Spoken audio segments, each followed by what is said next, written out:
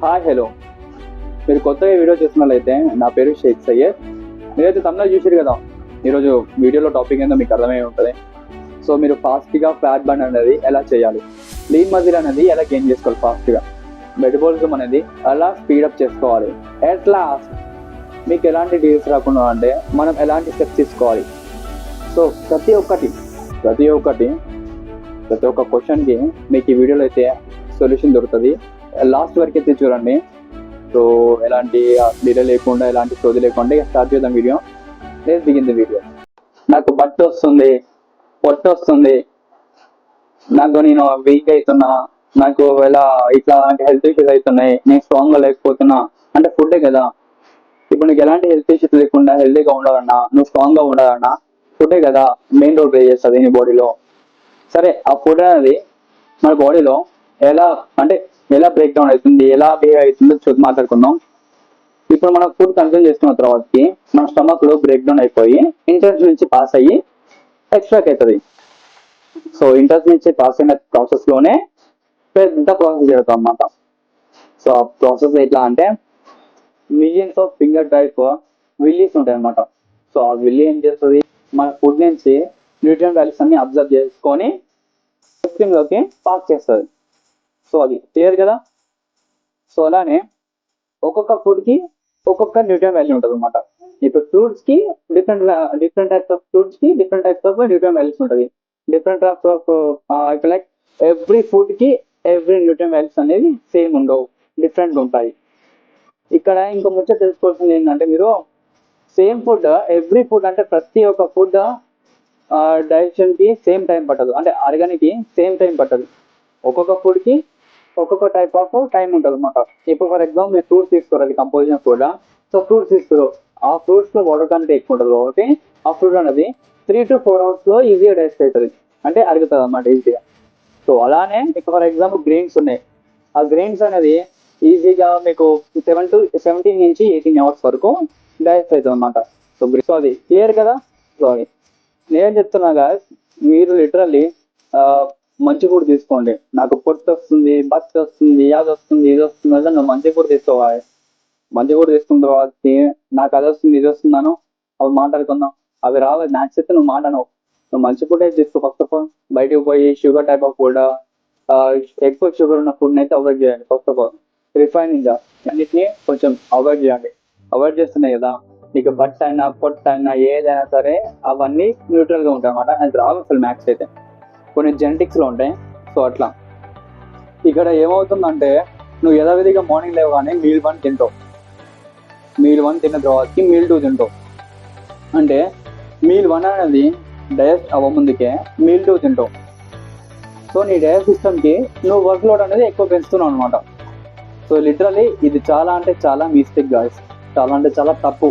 మన బాడీ అంటే ఎంత పవర్ఫుల్ అంటే, మన బాడీకి హీల్ చేస్తున్న పవర్ చాలా ఉందన్నమాట. ఇప్పుడు ఫర్ ఎగ్జాంపుల్ ఏదో ఒక ఇన్సిడెంట్ అయింది, చేయి కోసుకోవడమో కాలు కోసుకోవడమో ఏదో ఒకటి అయింది, నువ్వు మెడిసిన్ ఇయ్య ముందుకే నీ బాడీ అనేది క్యూర్ చేస్తుంది. అంత హీలింగ్ పవర్ ఉంటుంది అన్నమాట మన బాడీకి. సో అంటే అంత పవర్ ఉంది అంటే ఇప్పుడు ఫుడ్డే కదా మెయిన్ ఫ్యాక్టర్. ఫుడ్ తీసుకోవడం వల్ల ఆ ఫుడ్ నుంచి ఇవన్నీ వల్ల నీ బాడీ అనేది ఇంకా పవర్ఫుల్ అవుతుంది. సో అర్థమైందా క్లియర్ కదా. అంటే మీరు బయటికి వెళ్ళిన తర్వాత ఎప్పుడైనా బయటికి వెళ్తే బయట ఫుడ్ అయితే ఎంత వీలుంటే అంత అవాయిడ్ చేయండి. రిఫైన్డ్ ఫుడ్స్ అయినా షుగర్ ఫుడ్స్ అయినా ఎంత వీలుంటే అంత అవాయిడ్ చేయండి. ఏమవుతుందంటే మీరు ఏదైనా ఫుడ్ అనేది ఇట్లా జంక్ ఫుడ్ అనేది, రిఫైన్డ్ ఫుడ్ కానీ షుగర్ ఫుడ్స్ అనేది ఇలా మీరు కన్జ్యూమ్ చేయడం వల్ల, అంటే ఇయర్స్ కొద్ది కన్జ్యూమ్ చేయడం వల్ల ఏమవుతుందంటే అది ఒక లేయర్ లేక ఫామ్ అవుతుంది మన బాడీలో. మన బ్లడ్ స్ట్రీమ్లో ఎలా అయితే న్యూట్రియన్ వాల్యూస్ అన్నీ పాస్ అవుతున్నాయో, సో అలా ఈ కచరా ఏదైతే లేయర్ అయిందో ఈ కచరా అంతా వెళ్ళి అబ్జర్వ్ చేసుకొని కచరా అంతా మన బ్లడ్లోకి పాస్ అవుతుంది అన్నమాట. సో బ్లాక్ అంటే ఇప్పుడు ఎయిర్ వేస్ని బ్లాక్ చేస్తాయి, ఆస్తమా అని, ఇంకా ఫేస్ మీద పింపుల్స్ వస్తాయి. సో ఇలా ఇంకా చాలా అంటే చాలా కిడ్నీలో కూడా బ్లాక్ అయిపోయి కిడ్నీ స్టోన్స్. సో ఇలాంటి చాలా డిజీస్ వస్తాయి అన్నమాట. నువ్వు ఇలా జంక్ ఫుడ్ తీసుకోవడం వల్ల, ఇలా రిఫైన్ ఫుడ్, అన్హెల్తీ ఫుడ్ తీసుకోవడం వల్ల. సో అర్థమైందా. వాటిని మీరు ఎలా క్యూర్ చేసుకోవాలి? ఇప్పుడు నేను ఎలా క్యూర్ చేసుకోవాలంటే ఇంటర్మీడియట్ ఇంటర్మీడియట్ ఫాస్టింగ్ అన్నమాట. ఫాస్టింగ్ చేస్తే మన బాడీ ఏమవుతుంది అంటే మొత్తం ప్రతి దాన్ని లోపల ఏదైతే జంక్ ఉంటుందో ప్రతి దాన్ని క్లీన్ చేస్తుంది. ఇప్పుడు ఏమవుతుందంటే నీ బాడీకి నువ్వు రెస్ట్ ఇచ్చినట్టు ఆ రెస్ట్ పీరియడ్ లోనే నీ బాడీ ఏం చేస్తుంది, ప్రతి దాన్ని క్లియర్ చేసుకుంటూ పోతుంది. ప్రతి దాన్ని క్లియర్ చేసుకుంటూ పోతుంది, క్లీన్ చేస్తుంది. ప్రతి దాన్ని ఏదైతే క్యూర్ చేస్తుంది, ఏదైతే మంచి ఇన్యాక్టివ్ ఉంటుందో దాన్ని యాక్టివ్ చేస్తుంది, ఏదైతే జంక్ అవుతుందో దాన్ని మొత్తం క్లియర్ చేస్తుంది. మన బ్లడ్ అనేది ఏదైతే ఉంటుందో ఆ బ్లడ్ ని నీట్ గా ప్యూరిఫై చేస్తుంది. ప్రతిది ఎవ్రీథింగ్ ప్యూరిఫై చేస్తుంది అనమాట మన బాడీ ఫాస్టింగ్ ఉన్నప్పుడు. కానీ ఏం చెప్పాలంటే guys, ఈ ఫాస్టింగ్ అనేది సో ఈ మధ్యల కాలంలో అయితే కాదు, యాన్షియట్ మన పూర్వీకులు చెప్పిన మెథడ్ అది. నాకు లిటరల్ అనిపిస్తుంది మన పూర్వీకులు చెప్పింది 100% అన్ని కరెక్ట్ అనిపిస్తుంది.